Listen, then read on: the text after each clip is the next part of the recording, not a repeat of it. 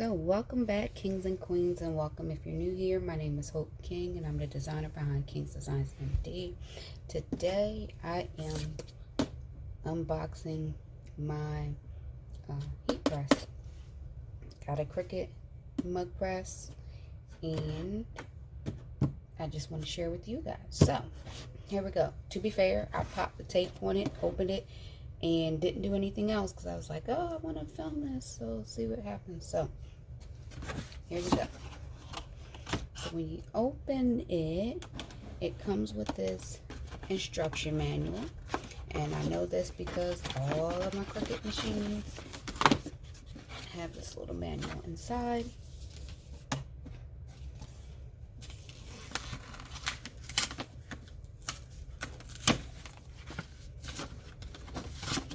And they typically say, let's get started.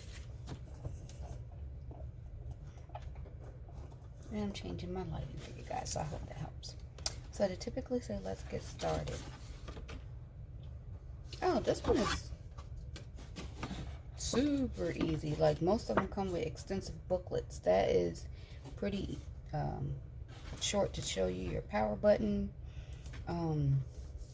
Everything that this includes, the lever, the heating elements, lights, and telling you to place your mug on a heat resistant surface when you're done. So that's pretty simple. I expected a lot more to come out of this packet. If you've gotten Cricut products before, you know they usually come with an extensive booklet. So, okay. And it's a little sticky pad here, so I'm just going to re-stick that right back there.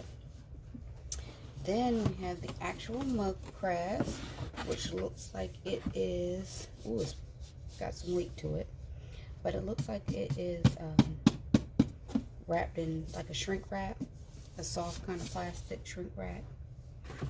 And then in the box, there's a cord and a USB plug. So those are the things that have come with the machine.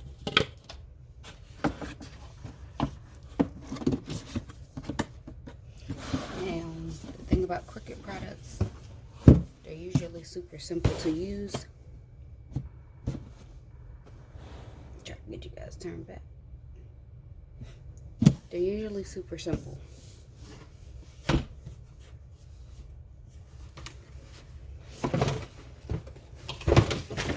And I'm making a mess. Okay. So, like I said, they're usually super simple. I am just going to use my X-Acto knife to pierce the plastic and get it going. Super easy plastic to come off. Some plastics, you guys probably know when you're unwrapping stuff, can be extremely difficult to come off. It seems like it shouldn't have to be that way sometimes, but sometimes things can be a little challenging. Super simple. It says to get started, activate your product now at Cricut.com. So it looks like that's going to be one of those things that you have to go online to set up. I am removing the plastic from my cord. Probably going to keep this plastic so I can rewrap it, or I might find a little bag to put it in. I try to keep my cords either on or close to my machines. I use various cords for my embroidery machines. Cricut may be similar, but one of the things I love, just a side note, about Brother products is that for my sewing and embroidery machines, my cords are interchangeable. So if anybody was curious about that, I know that's a little side note, but when it comes to cords, I like things like that they're interchangeable. So if some reason you're moving, something happens, you left your cord, if you have a similar machine, you can swap out cords, at least on the Brother products. Alright, so there is a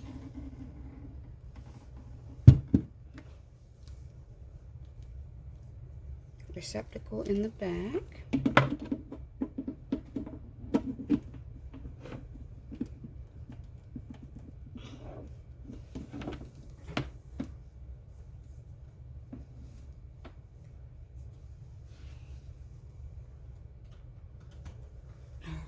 So it is now all plugged in.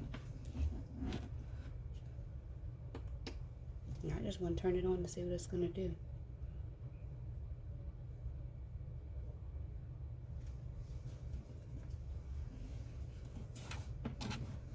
So I'm flipping it around, trying to turn my cords around.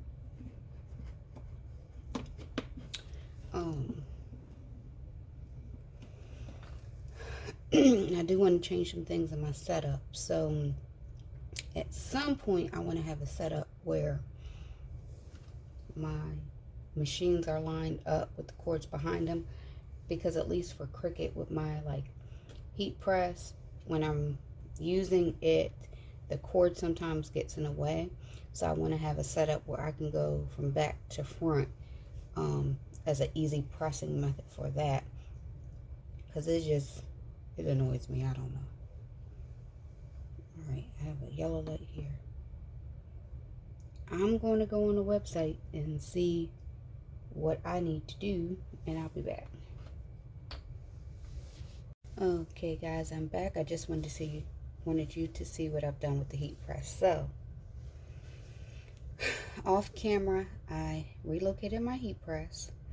I followed step-by-step instructions, which means I logged into my Cricut account. I have an account because I have other products, so I logged into my account, followed step-by-step instructions, which told me to turn it on, told me to plug it in, then turn it on, power it on, then connect my USB cord, which I did, and connect it to the computer, which I did.